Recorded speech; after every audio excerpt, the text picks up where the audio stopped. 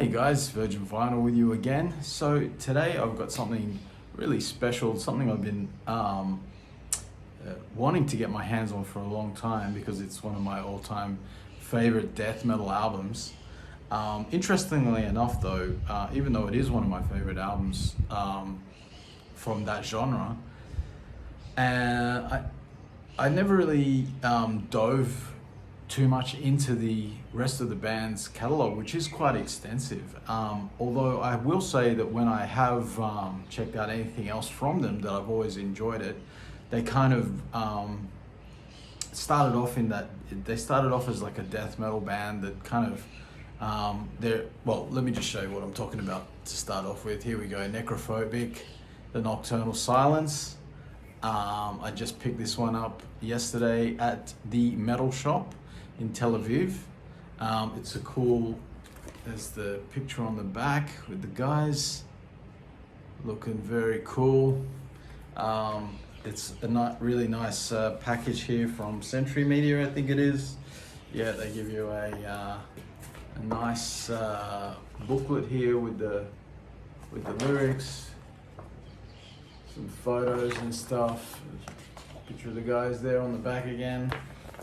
Looking very sort of classy.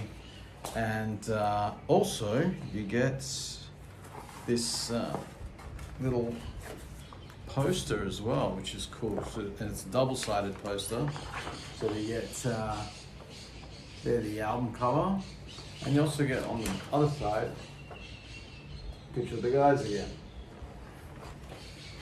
Nice packaging there from Century Media. I really appreciate when companies, record labels, put a bit of effort into these repressings, and you know they give you a poster, they give you a booklet, stuff like that. It's very cool. It makes you feel like you get your money's worth. And I mean, this album is so fantastic on its own. It would have been fine if it was just the record. Also, I know you've seen me bitch about this before, but look, this is what I'm talking about. See, look at the way they give it to you in a poly-lined case. Like, that's the shit. That's the way it should be. Oh, the record's cool too because it's got the symbol there on the record, and that's the other side there. So anyway, Swedish band, released in 1993, also from Sunlight Studios, but it really doesn't sound like that sort of Swedish sound that you expect to hear with the buzzsaw guitars. It doesn't have that Dismember or Entombed or Grave or any of those bands. It doesn't sound like that at all. They really have their own kind of unique sound, guitar sound, which is it's definitely it's got its own characteristics, but it allows for a little bit more sort of, I guess, notiness or technicality or emotiveness in the riffs. And so there is a kind of melodic edge to the music, which is very infectious and very compelling and very cool, and it does have an atmosphere like in the way like a black metal album would have. And these guys, like, really after this album would sort of become more black metal, I believe, although never really losing the death metal element. So I guess it's like Black and Death or Death and Black or whatever. I don't know. Like I said, I didn't really keep up with them. I know the next album quite well, Dark Side as well, which is also a really good album. And on that album, you can hear that sonically, and even with the way the riffs are written, it is sort of heading more into that, into black metal territory, but still not completely. It's still definitely got one foot in the death metal camp. And every time I've ever heard, I've like, you know, when they've released new stuff, I've sort of heard a song here or there, and always thought it sounded pretty damn good. So probably at some stage I will have to investigate more of their discography, because I think they are like a very consistent band. You know, I've never heard any duds from them at all. Everything has always been pretty killer. So, but you know, for me, it's funny how like sometimes there's certain bands where there's one album that really stands head and shoulders above everything else for me, and like this is one example of that. Like another example that's just sort of off the top of my head is Show No Mercy by Slayer. I don't really like the rest of Slayer stuff that much. It's like I don't hate it, don't get me wrong, it's cool. I like it's great. It's good. It's very good. Let's say like it's in the very good quality category.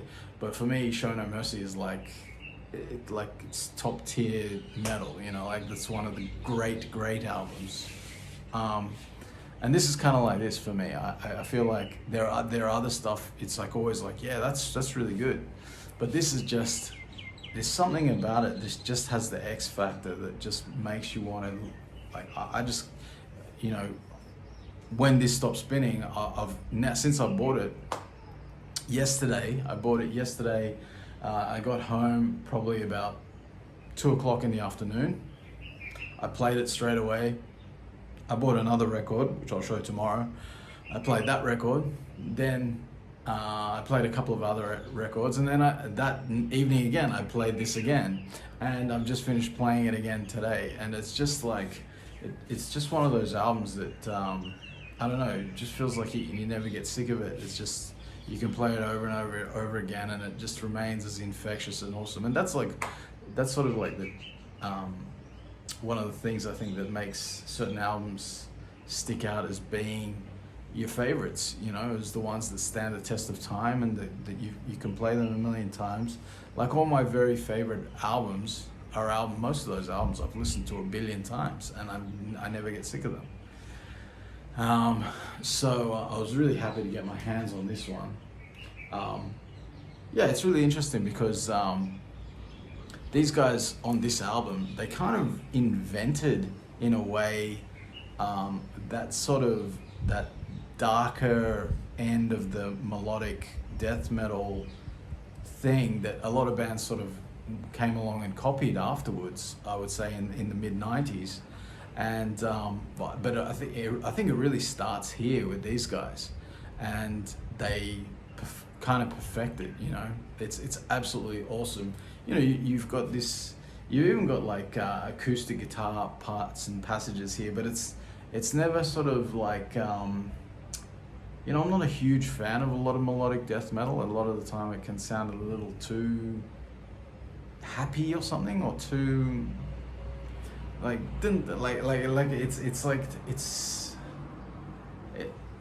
either sounds too happy, or sometimes like it sounds like it's getting too close to symphonic or something, and it's like you know, I grew up listening to classical music like through my mother, and played in orchestras and stuff like that. So for me, like when I hear like B-grade symphonic stuff, it just sounds boring. And a lot of symphonic metal is pretty B-grade, really. It's not sophisticated at all, and just sounds. It's like, why are you doing it? Like, why does it? I get it. I mean, sometimes, don't get me wrong. Sometimes it is good. Sometimes it's entertaining and everything like that. But there's none of that here. You know, here you don't get any of the overly folkiness. You don't get there's no sort of happy, like overly happy sort of, that sort of Euro, like happy sound that you get in a lot of this melodic death metal stuff. And it's just dark, and you know, they're definitely drawing on Slayer in a lot of this stuff, but they take it to another place. You know, it's like through the filter of the Swedish sort of metal mind, I guess. And it's really cool. It's really compelling. Absolutely love it. So like I said, I don't really know that much about the band. Like, I don't know too much about their history and stuff like that. Except for the fact that after this they did Dark Side, and they've done a shitload of albums. From what I can tell, I wouldn't be able to tell you how many they've done. But I know that this particular album has always been a favorite of mine, and I absolutely love it. I love everything about it. I love, like, even the album cover, which is so simple really, but it's so eye-catching, and it's just so cool. Everything about it is so damn cool, and I absolutely love it. So I was super stoked when I saw that Uri over at the metal shop had it. So thanks to Uri, thanks to the metal shop for bringing out awesome stuff. I think I'll leave it there. Just a short one today. I don't have that much to say. I can't tell you too much about it. Although, you know, like, I guess I could just add that, you know, yet again, this is another example of, like, when you listen to the way this sounds and you compare it to the way bands sound today, you can see why I'm not into, like, why I'm so disillusioned with modern metal, because there are bands that are doing similar kind of riffs and copying this sound for sure, and some that even probably do it fairly well, and that can play very, very well and stuff like that. I'm not saying that there's no talented musicians or talented bands out there, or even talented songwriters, but the way things are recorded these days, where everything is,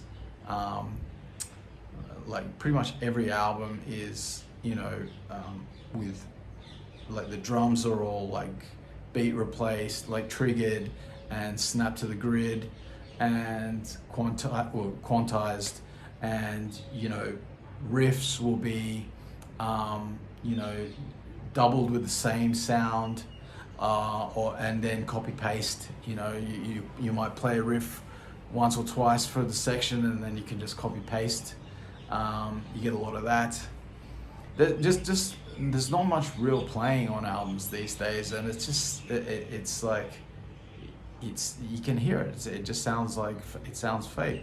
And now in the age of AI music, where you have AI simulators coming along and creating music like that, what's the difference, really? What's the difference?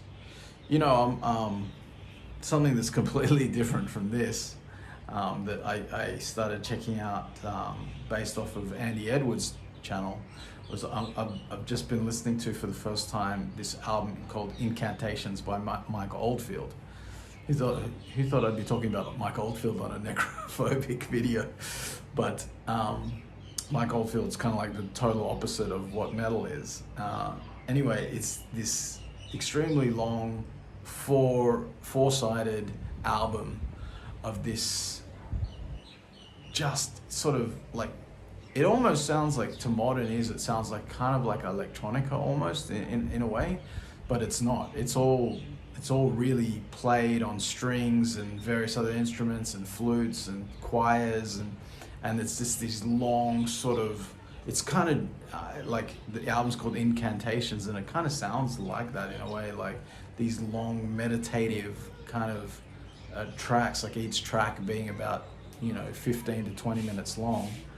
And he had to sit there. Mike Oldfield is a multi-instrumentalist, and anybody, like, if you don't know who Mike Oldfield is, you've probably heard of Tubular Bells, at least, you know, the soundtrack for